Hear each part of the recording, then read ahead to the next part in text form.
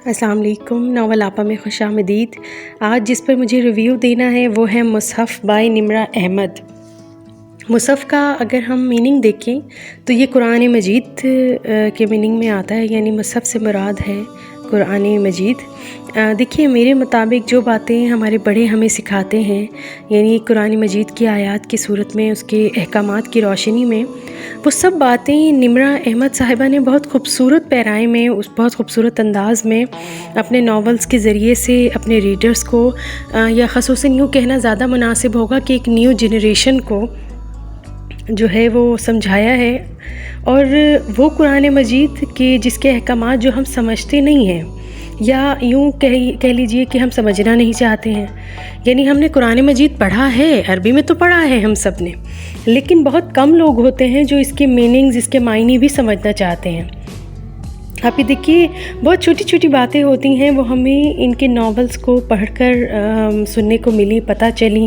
यानी आप ये देखिए, कहीं पर्दे का हुक्म जो कुरान मजीद दे रहा है वो एक ख़ूबसूरत अंदाज़ में, और कहीं नामहरम और महरम की बातें, कहीं दयानतदारी, ईमानदारी के टॉपिक को वो लेकर चलीं, कहीं उन्होंने खुश अखलाक़ी के बारे में बताया, और बहुत सारी ऐसी बातें हैं जो हमें यानी लिटरली हमें निम्रा अहमद साहिबा के नावल्स को पढ़कर ही पता चली। यानी कि मैंने जब ये नावल्स फ़र्स्ट टाइम पढ़ा, तो वैसे तो मैं कई दफ़ा पढ़ चुकी हूँ इसे, लेकिन जब मैंने फ़र्स्ट टाइम पढ़ा तो इसमें एक उन्होंने लाइन लिखी है कि महमिल ना अपनी चची को कहती है, उसकी चची उसे कहती हैं अपने बच्चे को कि ये तो बिल्कुल शैतान हो गया है। तो वो कहती है कि नहीं चची, आप इसे शैतान ना कहिए, क्योंकि शैतान के जो मायने होता है वो होता है कि अल्लाह की रहमत से दूर। आप अपने बच्चे को ये ना कहिए। तो ये हमें कभी पता नहीं था, तो हमें इसी को ही, मुझे ख़ुसूसन इसी को पढ़कर अंदाज़ा हुआ कि किसी भी बच्चे को, यानी बच्चे को क्या, बड़े को भी शैतान नहीं कहना चाहिए। अब बेसिकली ये नावल ऐसा है कि जिसने बहुत से लोगों की ज़िंदगियों को, उनकी सोच को, उनकी थिंकिंग को, उनके व्यूज़ को बदला है। अभी देखिए, मुसहफ़ नावल पर बात की जाए तो ये कहानी दो बहनों के गिर्द घूमती है।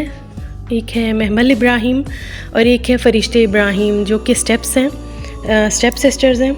और लेकिन ये अंडरस्टैंडिंग बहुत अच्छी दिखाई गई है। यानी पढ़कर आपको अंदाज़ा होगा कि फ़रिश्ते ही महमल इब्राहिम को कुरान पाक से मुतारिफ़ करवाती है। और महमल इब्राहिम जो कि ख़ुद तरसी की ज़िंदगी गुजार रही है, बहुत बेचारी सी लड़की है, और जो कि यानी कि बस ज़िंदगी गुजार ही रही है, या यूँ कह लीजिए ज़िंदगी उसको गुजार रही है। तो उसे दिखाया गया है कि वो बहुत बाएतमाद हो जाती है, बहुत कॉन्फिडेंट हो जाती है, अपने मसाइल का हल वो ख़ुद तलाश करती है, और अपने ऊपर से बेचारी का लेबल, यानी जो टैग होता है, वो हटा लेती है। महमल इब्राहिम और फ़रिश्ते की मोहब्बत में एक किसी और की मोहब्बत शामिल हो जाती है, और वो जो है फ़रिश्ते का खालाजाद, उसका कज़न, फर्स्ट कज़न हुमायूं, जो कि महमिल से मोहब्बत करने लगता है। महमिल जो है वो उससे फॉल इन लव। तो फिर ये आपस में शादी कर लेते हैं, लेकिन फिर बताया गया है कि महमिल बीमार हो जाती है, और हुमायूं से गलत फहमियाँ हो जाती हैं, आपस में मिसअंडरस्टैंडिंग्स हो जाती हैं इनकी, और कुछ वो इतनी बढ़ जाती हैं गलत फहमियाँ कि हुमायूं इसे छोड़कर फ़रिश्ते की तरफ बढ़ जाता है और उससे शादी कर लेता है।